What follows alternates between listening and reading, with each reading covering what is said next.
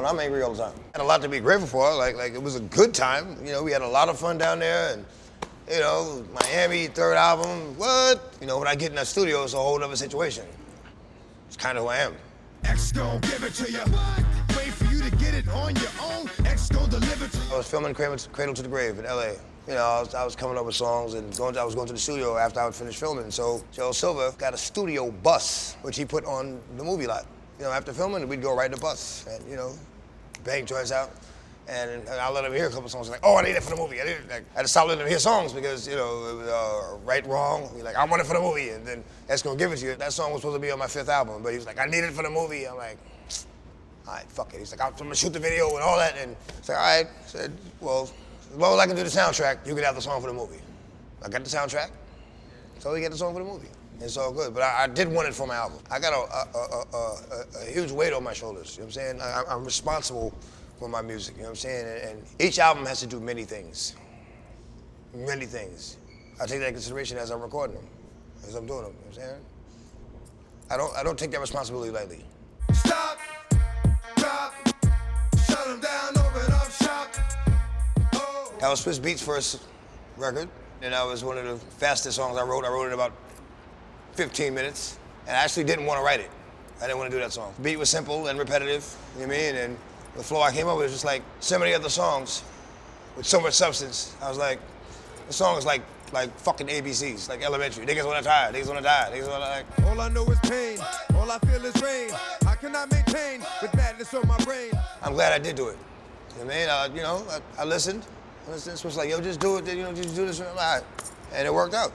I wrote 2 other songs that same night. I wrote Fucking With D and Let Me Fly that same night. So it was like, all right, I can do this. Like, all right, you want it? Here, whatever. I would never revisit it because, I mean, we did a remix to it, but like, I wouldn't do another version of it because it is its own thing. You know what I'm saying? That was Wire's idea. You know, we always, you know, we fuck with the hood anyway, you know what I'm saying? So he was like, yo, we gotta get the bikes in there and do this. And I'm like, all right, you know, let's do it. That was my second video. You know, the first video, Get At Me Dog in the Tunnel, crazy, you know what I mean? I was like, yo, we gotta take it to the streets. I'm like, all right, let's do it. What's my name? DMX and I be the best. You see the rest, they looking like they need a rest. Let me see, that was the 3rd album in Miami. I recorded a joint, and Irv brought me that beat. Irv Gotti brought me that beat. We were almost finished with the album. He's like, yo, I got the fucking banger for you. And so he put on, I was like, oh, come on, damn. Like, that shit's crazy. It's just like, yeah, I wrote that kind of fast too. Anger in it, which I always feel like people never want to admit that they're angry about something. No, I'm angry all the time. Like, it was a good time. You know, we had a lot of fun down there. And Miami, 3rd album, what? You know, when I get in that studio, it's a whole other situation. It's like, fuck you, suck my dick, get the fuck out of here, and bitch ass nigga, I'll kill you. Like, you know, it's kind of who I am. What that means is that I tell money bye-bye and pop him in his right eye. Sometimes people want to feel worse. You know what I mean? They don't always want to feel better. Like however the fuck you want to feel, there should be a song that helps you feel that way. You know what I'm saying? That you could just ride to and then, you know, just feel like you want to feel. Who the fuck wants to be happy all the time? You get taken advantage of all the time. Nobody will take you serious. Happy all the time. Get the fuck out of here. Y'all gon' make me act a fool. Up in here, up in here. Now, that was the second to last song I did on my 3rd album. And I'm thinking the album's done. And they can switch with this fucking beat. I'm like, oh my God, this shit is crazy. Like, right, I thought, you know, it was hit with What's My Name. And then then Swiss hit me with Party Up. And I was like, bananas. You know, and I feel like I had something to prove too, you know what I mean?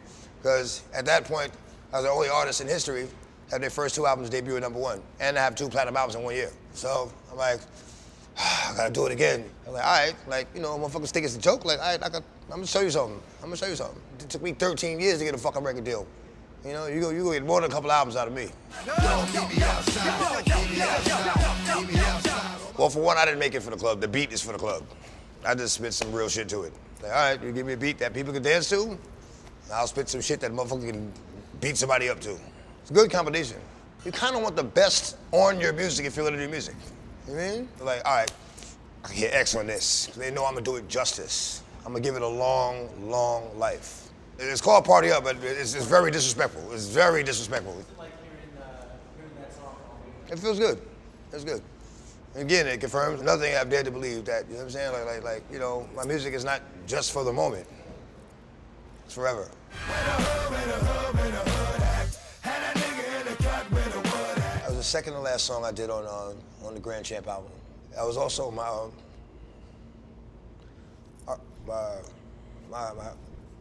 friend Kato's favorite song. He was there when I recorded it, because I did it in Chicago.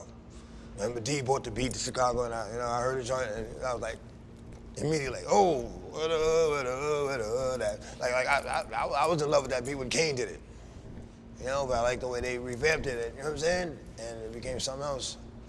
You know, like a couple of days after I recorded the song, I went to LA, and he met me out there. You know, and when he came in the room, he was singing it. Where the hood at? You know what I'm saying? It's like, it's a, you know, because Chicago is all about the hoods, different neighborhoods, and you know what I'm saying? You know, it fit. Is it tough to perform that song now with that memory? Nah. I celebrate his life. The success that the song obtains has nothing to do with the reason why I make it, or the process that I use to make it. If it blows up, it blows up. You know what I'm saying? But I know I come from a real place when I make these songs. You know what I'm saying? And I don't compromise. I'm one of the harshest critics of my own music. You know what I'm saying? I have to impress myself each time. So, you know, each song has to be better than the last.